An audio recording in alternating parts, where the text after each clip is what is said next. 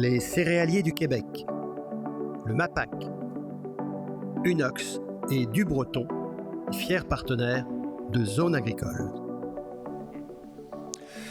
Bonjour, au programme cette semaine, on vous parle de pièces de théâtre et de documentaires qui ont pour objet le monde agricole. Bienvenue à Zone Agricole.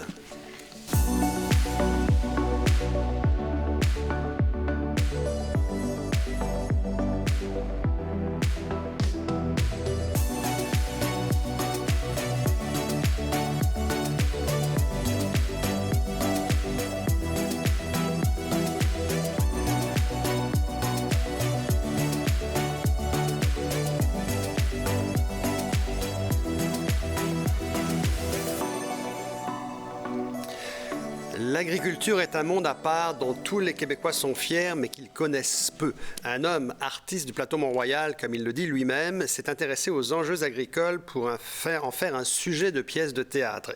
Il est venu nous voir la première fois à la Vie agricole et à l'Institut Jean Garon, après avoir lu le livre « La crise agricole », coécrit avec Yann Turmine, Simon Bégin et moi-même. Il s'appelle Justin Laramé et il est avec nous aujourd'hui. Quand l'agriculture trouve sa place au théâtre, c'est le sujet du jour. Pour cela, je serai accompagné, comme d'habitude, en co-animation avec Michel Saint-Pierre, coprésident de l'Institut Jean Garon.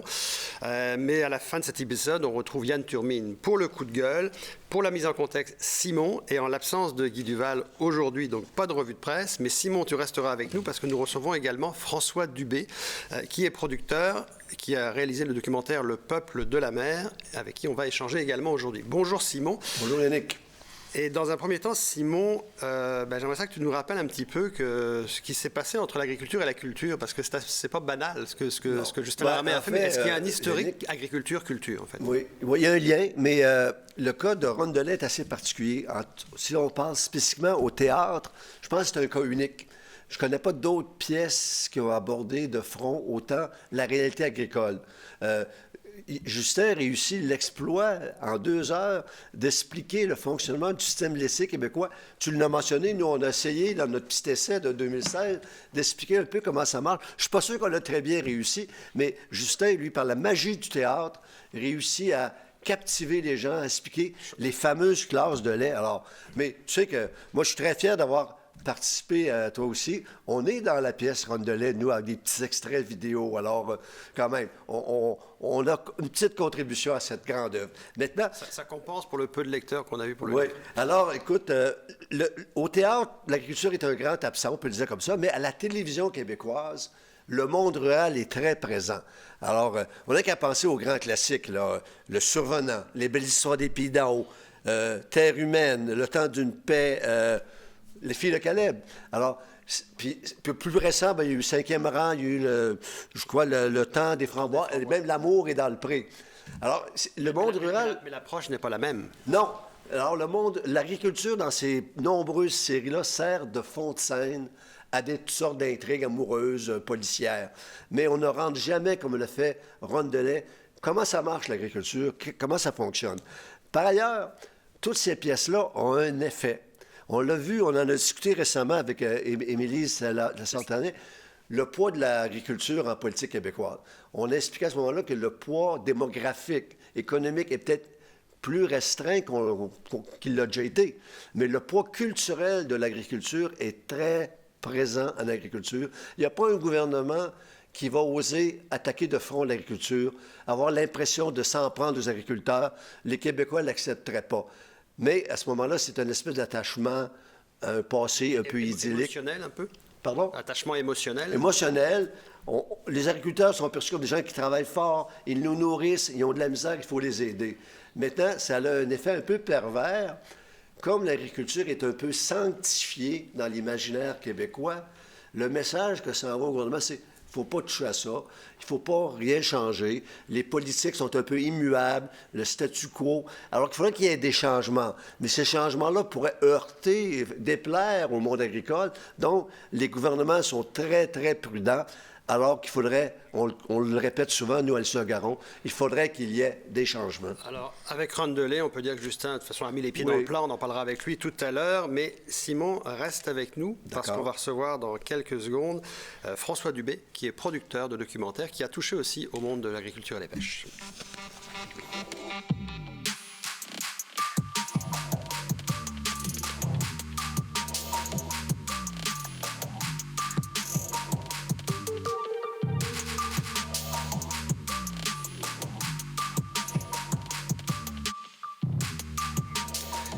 Dubé, bienvenue, producteur pour Frangin. Bienvenue sur le plateau de Zone Agricole. En premier temps, explique-nous un petit peu c'est quoi le rôle d'un producteur de documentaire, puis c'est quoi Frangin en fait? Oui, Frangin existe depuis 2018. Donc, moi, à la base, j'étais biologiste, j'étudiais en écologie internationale.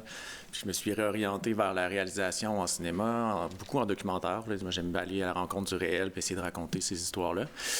Puis de fil en aiguille, en apprenant sur le milieu, j'ai fini par fonder Frangin pour devenir producteur aussi, et non pas seulement réalisateur. Le rôle du producteur, écoutez, il doit y avoir autant de réponses qu'il y a de producteurs ou de productrices là, qui existent, mais moi, ce qui me motive et ce que j'aime faire, c'est rencontrer des histoires puis avoir envie de les raconter après ça, avoir envie de les raconter de la bonne façon, que ce soit en court-métrage, en long-métrage, en série, mais arriver à le mettre en image, à captiver les gens, à les intéresser pour les amener à apprendre puis avoir un peu d'empathie pour ces personnages-là ou en tout cas les situations qu'on choisit de mettre à l'écran à ce moment-là. Puis Frangin, en fait, c'est une compagnie de Québec. Vous êtes situé dans Limoilou. Oui. C'est plutôt rare, en fait. Les productions sont souvent plutôt à Montréal. Oui, c'est un choix?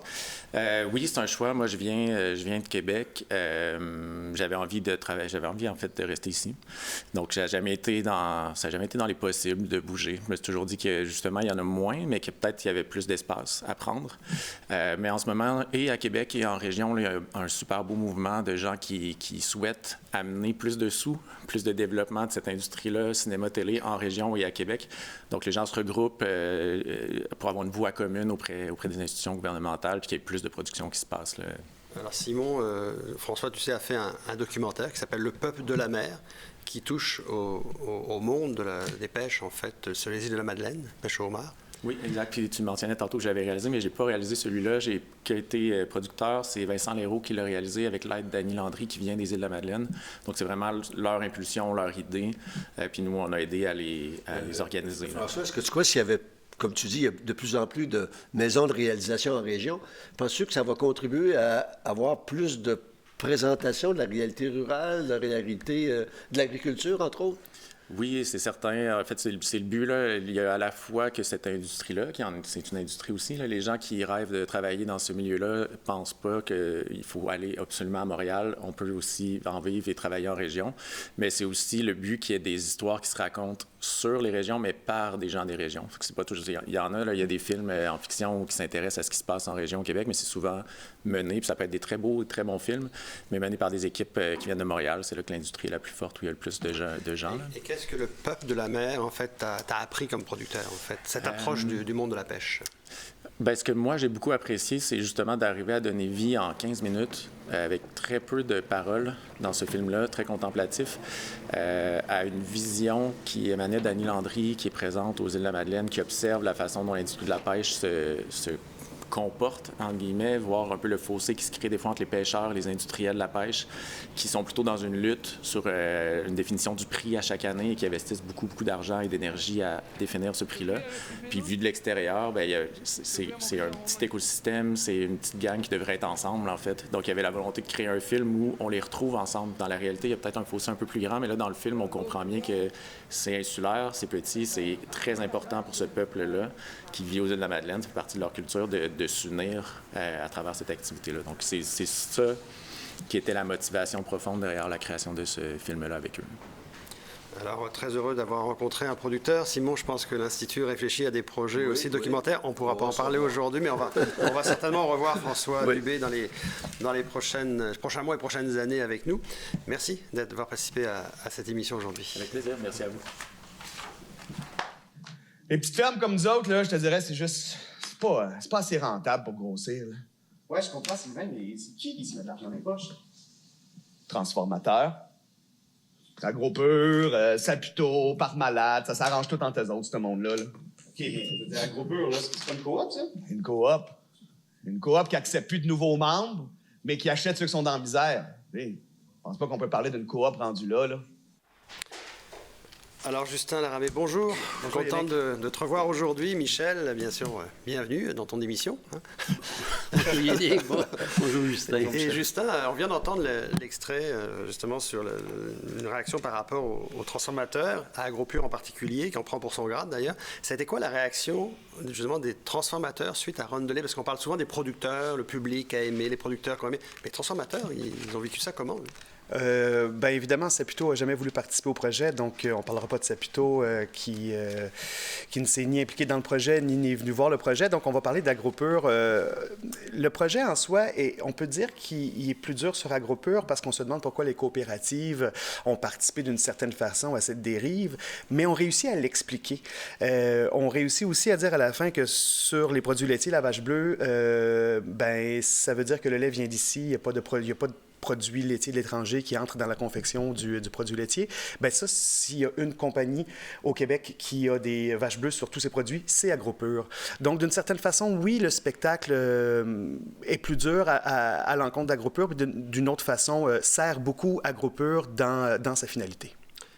Michel, l'agriculture et la culture, tu as passé 50 ans dans le monde agricole, on le sait, que ce soit au MAPAC ou la financière ou au SIAC, c'est assez anormal de voir que le monde du théâtre s'intéresse à la culture. Oui, tu as vécu ça comment, toi? Les deux mots sont assez proches, mais dans les faits, ils ne se sont pas retrouvés bien souvent à la même place. Mais, je dois dire que Justin, on lui donne une fière chandelle d'avoir amené véritablement l'agriculture dans la culture, là, véritablement, parce que l'agriculture, pour beaucoup de gens, et je pense que Simon l'a un peu dit, c'est un long fleuve tranquille. Hein? Et j'ai connu des ministres d'Agriculture arriver là, premier jour, et penser que c'était tellement facile d'arriver en agriculture. On se rend compte de la complexité des enjeux qui sont très, très importants là-bas, mais il faut être près de ça. Et les images qu'on nous a projetées dans le passé ont servi, comme Simon l'a dit, de toile de fond, dans le fond.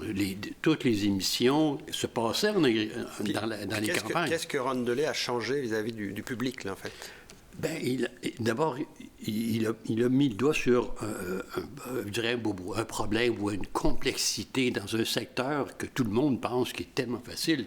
Traire des vaches, hein, Justin, puis l'amener ça. Mais non, c'est un secteur ultra complexe au niveau de ses relations commerciales.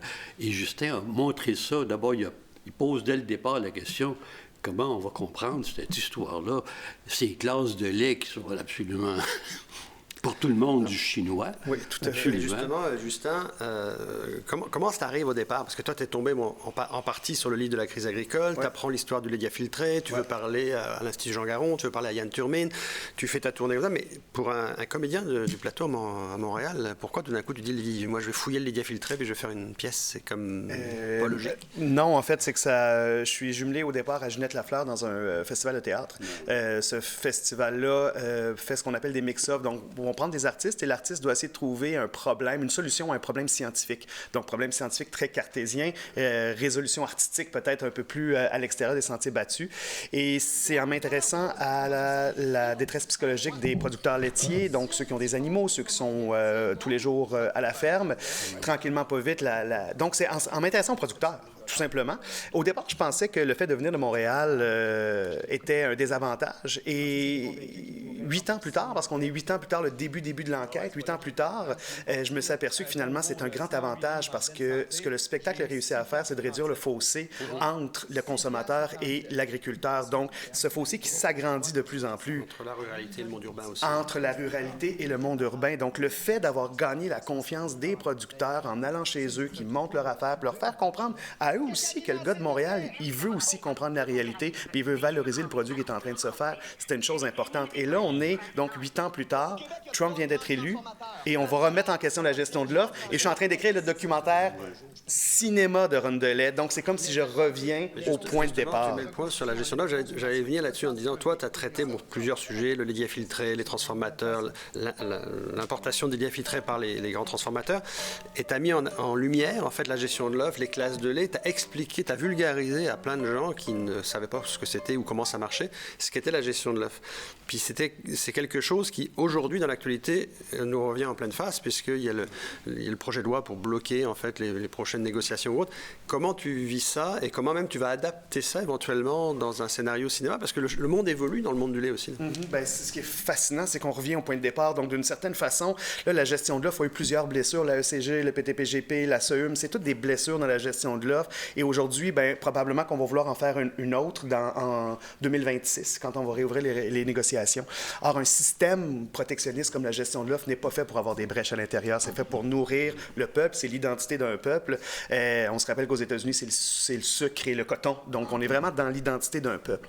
Moi, ce qui m'effraie dans tout ça, puis c'est le grand symbole de la gestion d'offres et de la production laitière, c'est surtout le système québécois. C'est surtout nos systèmes de santé, systèmes d'éducation, nos coopératives, comment ça a été dénaturé, à quel point c'est en train de se fracturer et c'est en train de se défaire. Je pense que le lait est l'un des symboles les plus forts dans ce sens-là, dans la mesure où on se dit, est-ce qu'on veut garder un salaire décent pour les producteurs en région et d'être nourris par le lait qui est fait sur notre territoire? Oui, mais si on regarde ce qui passe en Ronde de lait, entre autres, on dit la détérioration des coopératives, et en fait, les coopératives ont elles-mêmes participé à la détérioration de leur entité. Ouais. Mais après ça, comment faire autrement, dans la mesure où l'important pour une coopérative comme AgroPure, c'est que leurs membres aient le plus de sous au final dans leur poche. Eux, ils ont donc fait le calcul qu'importer du lait diafiltré et mettre ça, au lieu de prendre le lait sur leur propre territoire, leur donnait finalement plus d'argent dans les poches, leur fameuse 13e paye. Donc, si on se met dans la tête d'AgroPure, c'était une bonne chose pour ses membres.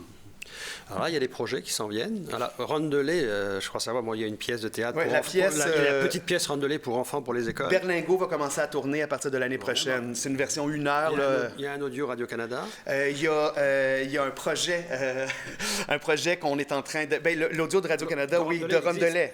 Exact. Lui, il est sûr. On peut écouter Ronde de lait gratuitement.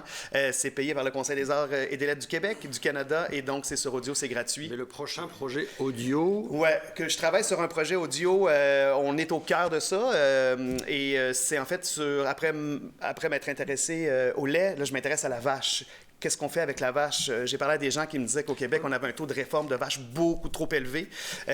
Donc, dans la réduction carbone pour 2030-2035, ils sont là-dessus. Donc, on essaie de comprendre où vont nos vaches, pourquoi nos vaches ne sont pas dans nos épiceries. Parce que, Michel, il faut expliquer que, pour le téléspectateur, que la vache de réforme, c'est le bœuf haché qu'on mange dans les maxis. En fait, c'est souvent, on dit les vaches de réforme, ça ne veut rien dire pour monsieur, madame, tout le monde. En fait. Veut dire vache qui a fini sa vie active de productrice de lait. Et qui devient du bœuf haché. Et ça sert beaucoup.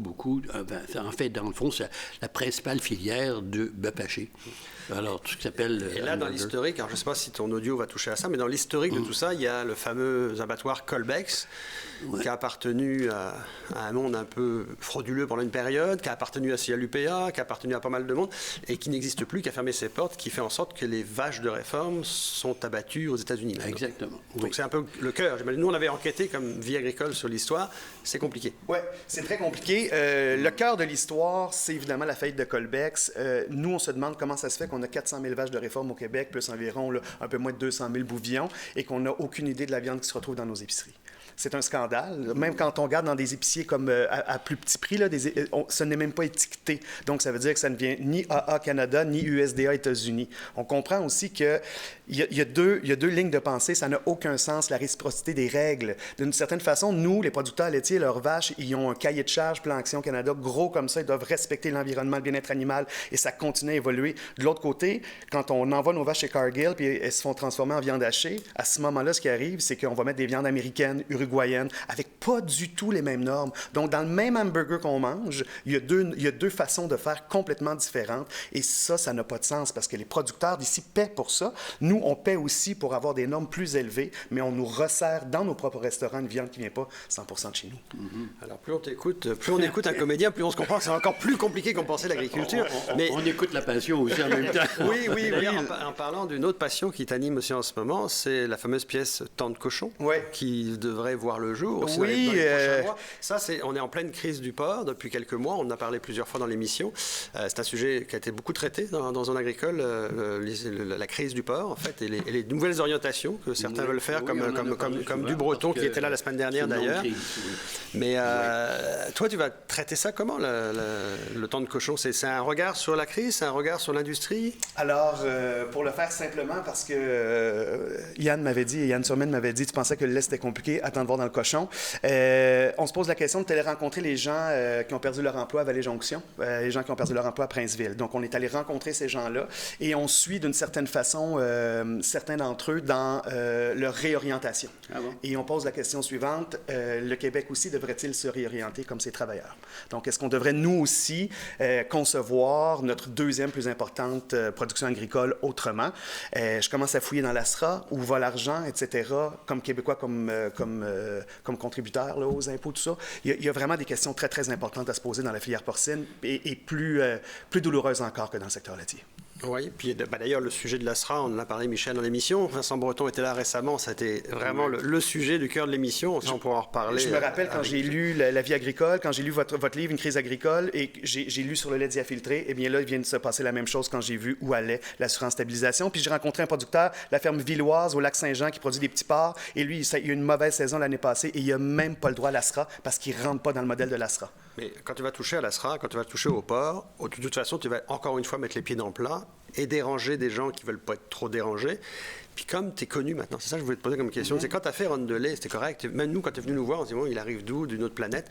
Puis finalement, tu as évolué là-dedans, puis tout le monde a appris à te connaître, tout le monde t'a fait confiance. Mais là, les gens arrivent et disent, oh là, c'est Justin Laramé, là, c'est l'enquêteur qui arrive. Est-ce que tu es reçu de la même façon? La belle affaire, c'est que j'ai commencé à faire tant de cochons il y a déjà presque 3 ou 4 ans. Donc, les gens ne me connaissaient pas. Donc, je suis rentré dans les porcheries, j'ai eu accès déjà, j'ai déjà vu là, comment ça se passe. Et ceci dit, les gens qui m'ont donné, à chaque fois qu'il y a quelqu'un qui m'ouvre sa porte, cette personne est protégée. Parce que cette personne-là, elle me donne les clés de sa maison, d'une certaine façon, de son entreprise, sa famille. Tout le monde veut gagner sa vie, etc. Mon but, là, ça, pourquoi Rondelet, ça a fonctionné, c'est que j'ai parlé des producteurs. Et c'est ça la chose la plus importante, c'est de revenir aux producteurs, qui est l'humain derrière la production agroalimentaire qui se passe. Et si on reste collé là-dessus, on ne peut pas se tromper parce qu'on raconte la vie d'humains qui nourrissent d'autres humains. Dans le cas du porc, c'est un peu différent. Je voyais un peu, là, tout à l'heure, on parlait de ça, la différence entre la culture, les similitudes entre la culture et l'agriculture, c'est un pacte social. La culture et l'agriculture sont 2 pactes sociaux entre les gens et ceux qui le font. En culture, on a les subventions, etc. On est là. C'est la même chose en agriculture. Ces choses-là méritent d'être questionnées comme elles concernent les 2 parties. Je voulais parler de 2 mots. La démarche de Justin est celle de quelqu'un de curieux, quelqu'un qui veut savoir. Ça veut dire quoi sur la gestion de l'offre au départ? 90% des gens ne savent pas. Qu'est-ce que c'est? Après ça, alors, toutes tes questions s'enchaînent là-dedans pour, dans le fond, ouvrir tout un pan d'informations sur un sujet que le monde ignore complètement. Alors, je suis tombé dans un méchant trou de marmotte. C'est en fait une œuvre artistique, mais une œuvre pédagogique en même temps. Voilà. Oui. Merci, Justin, d'être passé nous voir sur le plateau de Zone Agricole. Merci, Justin. Merci.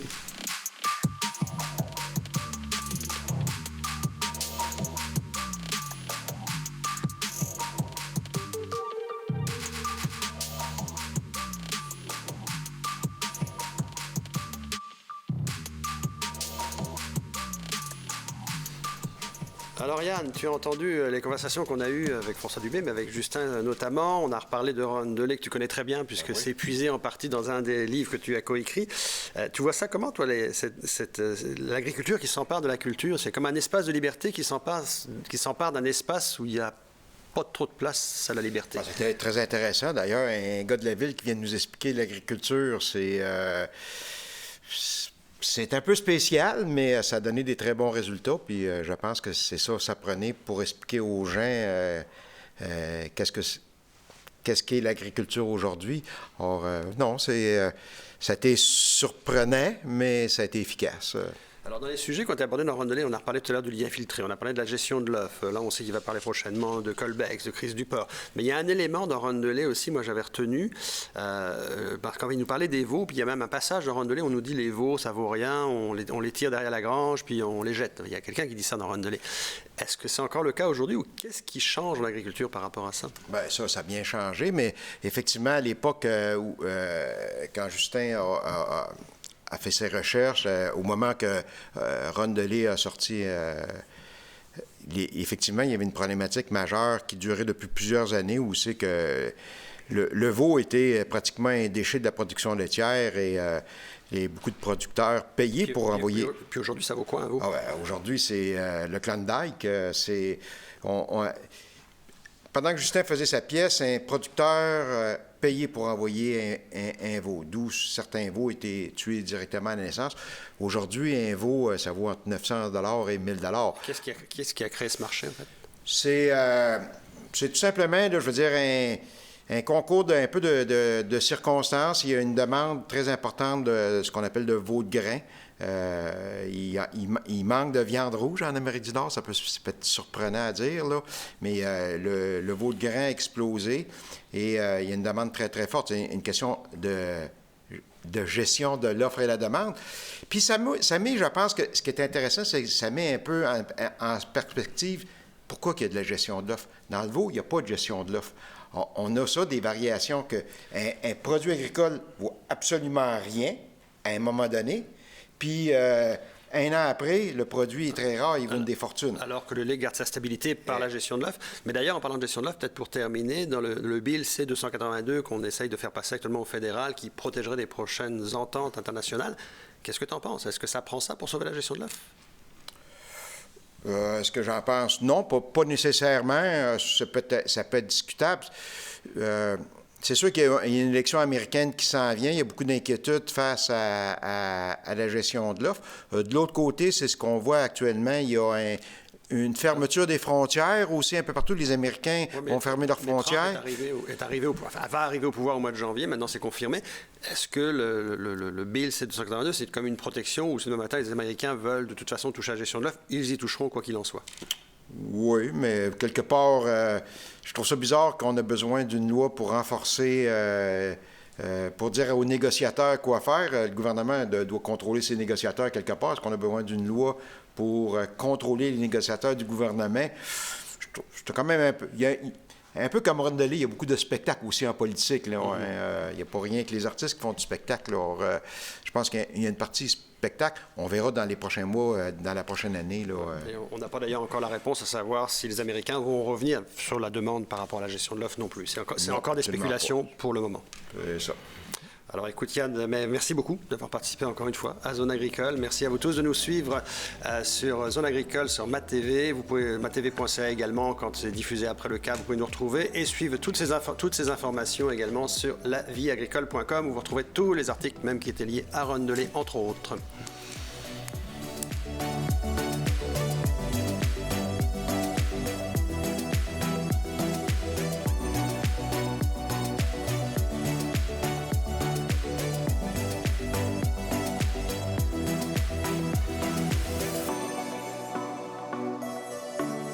Les céréaliers du Québec, le MAPAC, Unox et Du Breton, fiers partenaires de Zone Agricole.